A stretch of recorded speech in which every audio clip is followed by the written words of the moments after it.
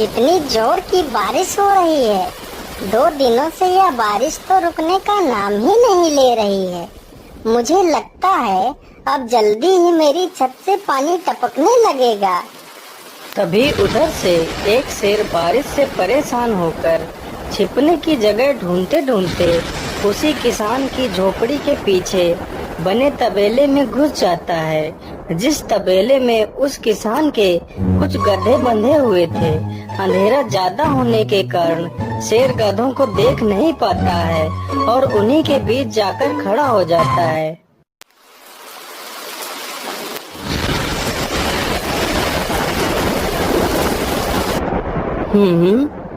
यहाँ से तो किसी मनुष्य की आवाज आ रही है।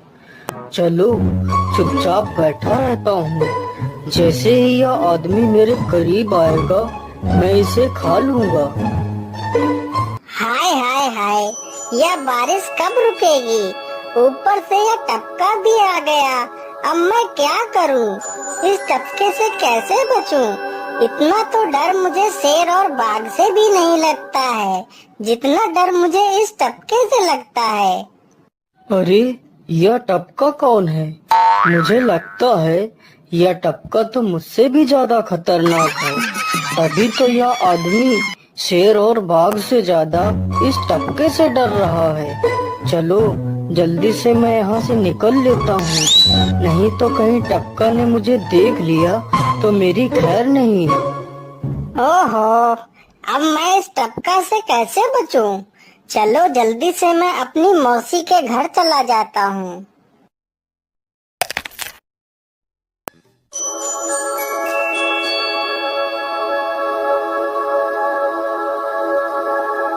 अरे चल चल गधे की औलाद, यहाँ पर छिपा हुआ बैठा है। अरे चल जल्दी।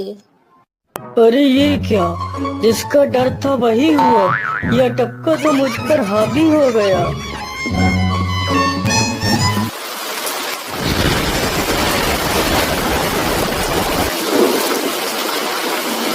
कैसे बचूं, कैसे बचूं?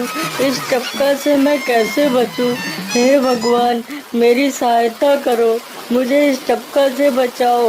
मैं आज के बाद किसी प्राणी को नहीं मारूंगा। मैं मांसाहार छोड़ के शाकाहारी बन जाऊंगा। भगवान मेरी रक्षा करो। शेर को दौड़ते दौड़ते रात से सुबह हो जाती है।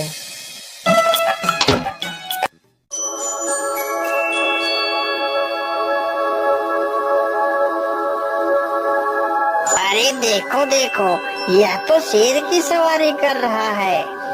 अरे हाँ, सच में ये तो शेर की सवारी कर रहा है। इसे तो डर भी नहीं लगता है। अरे उधर तो देखो जरा, यह आदमी कितना बहादुर है। यह आदमी शेर की सवारी कर रहा है। जिस शेर को देखकर हमारी धोती आगे से गीली और पीछे से पीली हो जाती है, यह तो उसकी सवारी कर रहा है। ये गांव के लोग भी ना पागल हो गए हैं जो इस गधे को शेर। अरे बाप रे, यह तो सच में एक शेर है। हे भगवान मेरी रक्षा करो, शेर तो मुझे खा ही जाएगा। राम राम राम राम राम, अब क्या होगा? इस शेर से कैसे बचूं? अरे यह तो एक बरगद का पेड़ है। यही अच्छा मौका है, जल्दी से इस बरगद की जड़ पकड़कर ऊपर चढ़ जाता हूँ।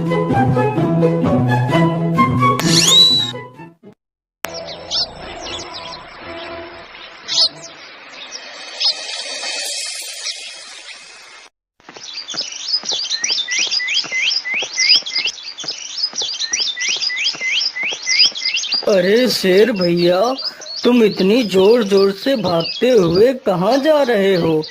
आप तो बहुत डरे हुए लग रहे हो।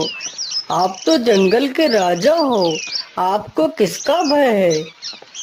टपका, वो टपका मेरी जान के पीछे पड़ा है।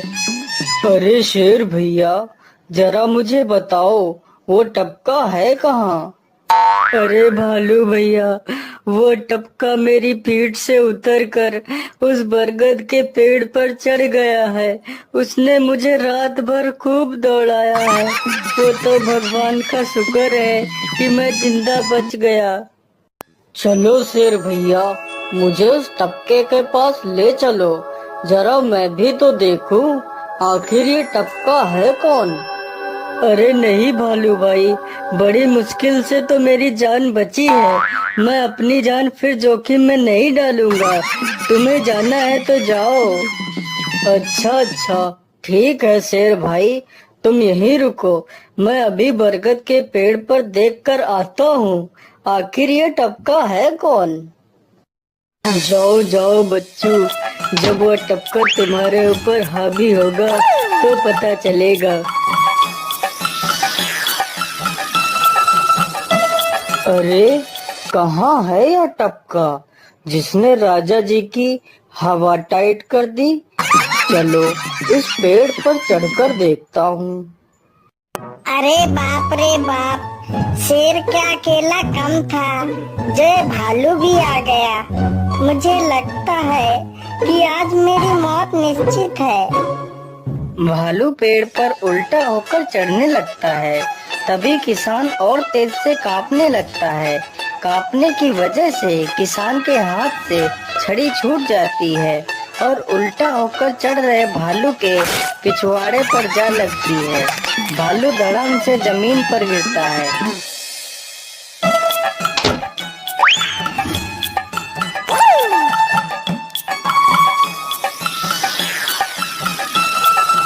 मुझे लगता है अब शेर और भालू दोनों भाग गए हैं। चलो अब जल्दी से यहाँ से निकल लेता हूँ।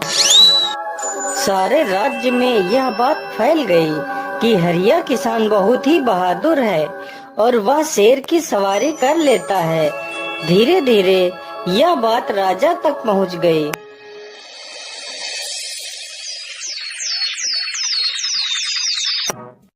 महाराज, क्यों न हम पड़ोस के गांव से हरिया किसान को बुलवा लेते हैं। वह बहुत ही बहादुर है। उसके बहादुरी के चर्चे तो पूरे राज्य में हैं। मुझे पूरा विश्वास है वह इस काम को जरूर कर सकता है। वह इस दुष्ट शेर को जरूर पकड़ लेगा। सैनिकों, हरिया किसान को आदर पूर्वक हमारे दरबार में पेश किया जाए। महाराज, आपने हमें याद किया। बताइए क्या बात है।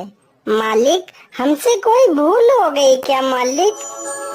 नहीं हरिया, तुमसे कोई गलती नहीं हुई है।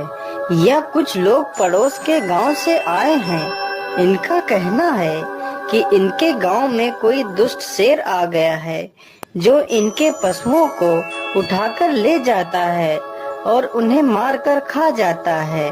हमने तुम्हारी बहादुरी के बहुत सारे किस्से सुने हैं। तुम बहुत ही बहादुर हो, इसलिए मैं तुम्हें उस शेर को पकड़ने की ये जिम्मेदारी सौंपता हूँ। अरे बाप रे बाप, उस बार तो मैं शेर के हाथों बच गया था, लेकिन इस बार मैं नहीं बचूंगा। अगर मैंने महाराज को सच सच बता दिया तो झूठ बोलने के जुर्म में मुझे फांसी पर ही चढ़ा देंगे। अरे हरिया, तुम मन ही मन क्या बड़बड़ा रहे हो? कुछ नहीं महाराज, कुछ नहीं। मैं सोच रहा था कि मैं शेर को कैसे पकड़ूं। ये लो हरिया, कुछ स्वर्ण मुद्राएं रख लो, ये तुम्हारे काम आएंगे। क्या करूं, कैसे पकड़ूं उस शेर को? ये महाराज ने भी मुझे कैसी दुविधा में डाल दिया है। क्या करूं, क्या करूं? हाँ, मिल गया। फिर हरिया बाजार से एक रस्सी और एक जाल तथा एक बकरी खरीद कर लाता है। चलो जल्दी से, मैं यहाँ पर एक गड्ढा खोद देता हूँ।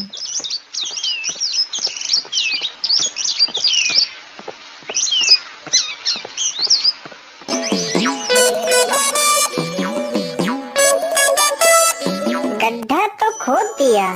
चलो अब जल्दी से इस बकरी को रस्सी से बांध देता हूँ।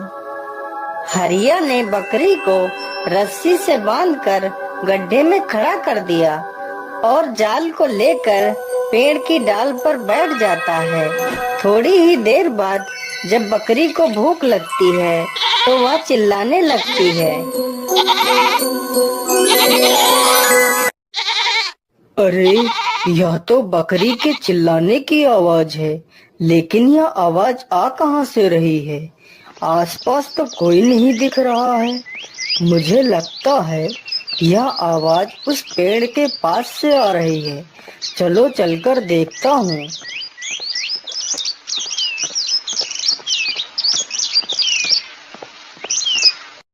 अरे वाह, आज तो शिकार मेरे पास खुद चलकर आ गया। शेर तुरंत ही बिना देर किए हुए गड्ढे में छलांग लगा देता है। तभी किसान तुरंत ही बकरी को ऊपर खींच लेता है और जाल को गड्ढे के ऊपर गिरा देता है। शेर गड्ढे में ही फंस जाता है। यह देखकर गांव के सभी लोग बहुत ही खुश हो जाते हैं।